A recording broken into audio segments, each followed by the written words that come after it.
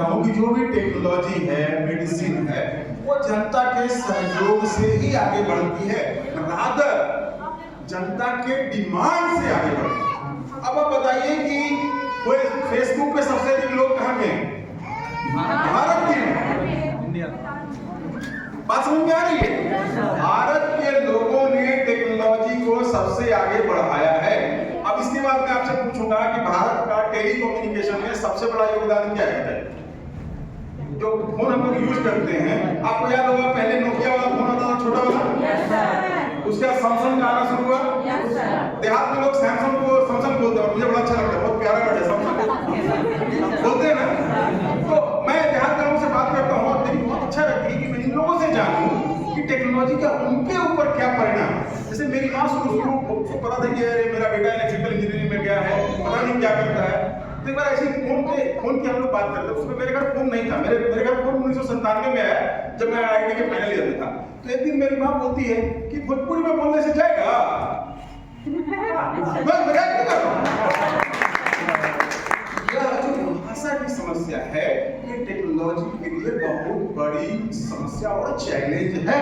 Because अगर कोई चीज आपके उपयोग के लिए बनाना है तो एक मशीन को आपकी भाषा समझनी होगी और मशीन जो दे रहा है उसको आपको समझना होगा। देखिए हम लोग इस देश में, चूंकि में भी हम लोग गरीब देश है, हमारा रोटी पे ध्यान ज्यादा रहता है। कम्युनिकेशन बहुत ही इंपॉर्टेंट चीज है। आज देखिए अमेरिका किस चीज में सबसे बिजी है? अमेरिका को सिर्फ इस बात की चिंता है कि उसका ऑप्टिकल केबल कहीं रशिया, ईरान या नॉर्थ कोरिया काट न दे।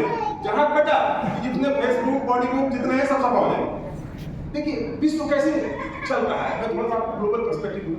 पूरा का पूरा आपका energy business Russia and allied company control करती है। आपको जो भी तेल आ रहा है, इवन गल्फ से आ रहा है, वो मोस्ट प्रोबेबली किसी रशियन पाइपलाइन के थ्रू जामनगर में आ रहा है, जहां रिलायंस प्रोसेस करता है और उससे आप तेल भरवाते हैं। 3 स्टेप है, ज्यादा नहीं है। रशिया से चला, जामनगर में आया, रिलायंस के यहाँ प्रोसेस हुआ और आप रिलायंस को पैसे दे रहे हो, उसका कुछ पैसा रशिया हो जाए। तो पूरी की पूरी जो मॉडर्न लाइफस्टाइल का एक प्रमुख स्तंभ है एनर्जी, ऊर्जा, जिससे कि आप गाड़ी चलाते हैं, आप अपना मिक्सर चलाते हैं या कुछ भी चलाते हैं, वो रशिया कंट्रोल करता है। और this is beyond western countries, क्योंकि वेस्टर्न कंट्रीज के पास तेल नहीं है। और मिडिल ईस्ट क्या है, वो दोनों साइड खेलता है। वो देखता है उसका इंटरेस्ट कहाँ है, उसके हिसाब से वो अलाइन करता है। जैसे ओपेक में आपको बहुत ही अजीब अजीब तरह के लोग मिलेंगे जो जनरली एक दूसरे को देखना नहीं चाहिए, ठीक है। तो आज के डेट में क्या है कि खगड़िया तो बहुत ही इंपॉर्टेंट है, इसमें तो कोई दो मत नहीं है। पटना भी बहुत इंपॉर्टेंट है, दिल्ली भी बहुत इंपॉर्टेंट है, लेकिन विश्व की राजनीति अब और भी ज्यादा इंपॉर्टेंट है। In this era of globalisation, वैश्वीकरण, जिसको कि कुछ लोग लेफ्ट वाले LPG भी बोलते हैं, लिबरलाइजेशन, प्राइवेटाइजेशन, ग्लोबलाइजेशन। और दोनों तरफ के लोगों ने बहुत हंगामा किया है। कुछ लोग बोल रहे हैं नहीं बहुत बस ये सब कुछ सॉल्व कर देगा, कुछ लोगों ने कहा कि ये तो बेकार LPG है, सब में आग लगा। सच्चाई कहीं बीच में है, कुछ फायदा भी है कुछ घाटा भी है। तो हम लोग उसको थोड़ा कूल माइंडेड से देखेंगे, पैशनेट होकर और पॉलिटिकल पॉइंट ऑफ व्यू से नहीं देखेंगे। मैं एक बात आपको बता दूं, मैंने विश्व की पूरी आर्थिक इतिहास के बारे में स्टडी किया, तो थोड़ा सा उसमें से अगर आप आंकड़ा देखेंगे, जो लोग कहते हैं कि भारत में बाजार आ जाता है, उनको ये देखना चाहिए कि 18वीं शताब्दी में जब तक अंग्रेजों का बहुत ही दमन भारत में नहीं शुरू हुआ था, तब तक भारत पूरे विश्व का 25% GDP प्रोड्यूस करता था। Big hand for India.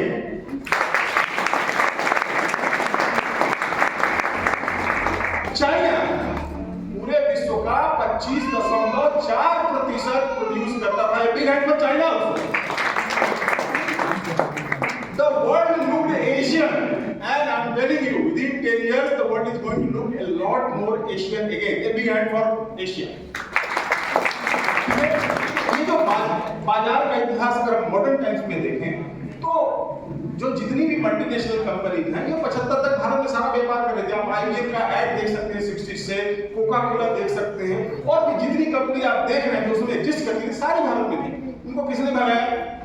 Indira Gandhi ने भगाया। क्यों? बांग्लादेश के वार के कंटेक्स्ट में अमेरिका चाहता था कि बांग्लादेश पाकिस्तान के साथ रहे, और इंदिरा ने डिसाइड किया कि नहीं, वो लड़ाई करके उसको आजाद कराएगी। उसके लिए निक्सन ने इंदिरा को बिच का, I am sorry to use this word but this is the truth, ठीक है। उससे इंदिरा पर्सनली ऑफेंड होके उससे सारी वेस्टर्न कंपनीज को निकाल दी। उसके बाद इतिहास का अगला उपक्रम देखिए क्या होता है। जनता पार्टी आती है और वो सेलिब्रेट करती है कि अरे कोको कोला भाग गया, ये हो गया, वो हो गया, वो हो गया। बहुत अच्छा, बहुत बढ़िया, भारत से आत्मनिर्भर हो गया, बाहर की सारी ताकतों को भगा दिया गया। और उसका परिणाम क्या होता है? 1991 आते आते हम इतने बैंकरप्ट हो जाते हैं कि ओपेक से हमारे पास तेल खरीदने के लिए ओएनजीसी के पास डॉलर्स नहीं होते। ठीक है, तो ये जो आज कांग्रेस पार्टी कहती है कि ग्लोबलाइजेशन खराब है या इंटरनेशनल कंपनियों को बैन नहीं किया जाना चाहिए था, या कौन सी कहते कि हम लेके आए तो हमने भारत का भविष्य खोल दिया। अरे कांग्रेस पार्टी ने तो बैन किया था,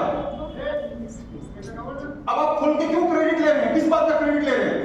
आपको इधर बैन नहीं करना चाहिए था या फिर खोल रहे हैं, किस बात का क्रेडिट क्या है? You are going back to the status quo. अच्छा, लेफ्ट कहता है कि बहुत ही गलत है, ये है वो है, but can left give you jobs? अब राइट विंग की बात करते हैं, राइट विंग भी बहुत बड़ी बातें करता है। धर्म का मतलब क्या है? अग्नि का धर्म है दहन, जलाना, जल का धर्म है शीतलन। तो ये धर्म हिंदू धर्म कैसे हो गया, या क्रिश्चियन धर्म कैसे हो गया, या इस्लाम कैसे हो गया, या पर्टिकुलर सेट ऑफ रूल्स कैसे हो गया? धर्म तो प्रकृति है, प्रकृति और धर्म में कोई भी अंतर नहीं है। और उस हिसाब से अगर आप देखें तो विज्ञान से बड़ा कोई धर्म नहीं है। ईमानदार विज्ञान में भी बहुत सारे लोग हैं जो कि विज्ञान का धंधा चला रहे हैं, मुझे ये कहने में कोई दिक्कत नहीं। लेकिन जो हमारा धर्म का स्वरूप दिया जा रहा है, जिसमें देवदासियां हैं, जिसमें जाति प्रथा है, जिसमें और कई तरह की, इंटरनेट पे कभी आपसे जात पूछी है? और धर्म आपसे पग पग पर जात पूछ रहा है। आपकी शादियों में आपके जात पूछे जाते हैं। आप दो जाति हैं तो शादियां नहीं कर सकते। इंटरनेट तो कभी नहीं कहा कि आप एक पर्टिकुलर जाति के हैं तो आप इंटरनेट पे नहीं जा सकते। अगर आज कोई सबसे कम्युनिस्ट चीज दुनिया में हुई है तो वो इंटरनेट है। आप 10 रुपया डालिए और फटाफट देगा। मैं आपको बौद्धिक विकास की बात करता हूं इंटरनेट के पर्सपेक्टिव से। आज के डेट में कितने लोग लाइब्रेरी में गए हैं या जा सकते हैं? कभी आप लोगों ने पटना यूनिवर्सिटी की सेंट्रल लाइब्रेरी देखी है? नहीं देखी। Most of them have not see what internet is done. अब आपके स्मार्टफोन पे 40 लाख किताब, 4 मिलियन किताब डिजिटल फॉर्मेट में इररिस्पेक्टिव ऑफ डिसिप्लिन आप डाउनलोड कर सकते हैं विदाउट एनी पैसा, sitting in Khagaria in your bedroom. This only technology can do. Technology को क्रिटिसाइज करना बहुत आसान है और क्या होना भी चाहिए। जहां भी टेक्नोलॉजी का हार है कोई भी चीज फुल प्रूफ नहीं है। जैसा कि मैंने कल भी कहा, हमारे महाकवि दिनकर जो यही सिमरिया घाट में उन्होंने कहा कि सावधान मनुष्य ले विज्ञान है तलवार, तो देव ले मुझे तजकर स्मृति के पार। बट मुझे जहां तक लगता है, मैंने जहां तक इंटरनेट को देखा है, मैंने यूपीएससी के बच्चों को पूछा कि भारत का एकीकरण, इंटीग्रेशन सही में किसने किया? इंटरनेट ने या बाल गंगाधर तिलक ने या और किसने किया? सरदार वल्लभ भाई पटेल। बच्चों का आंसर आपको पता है क्या था? गेस करिए। उन्होंने कहा इंटरनेट ने।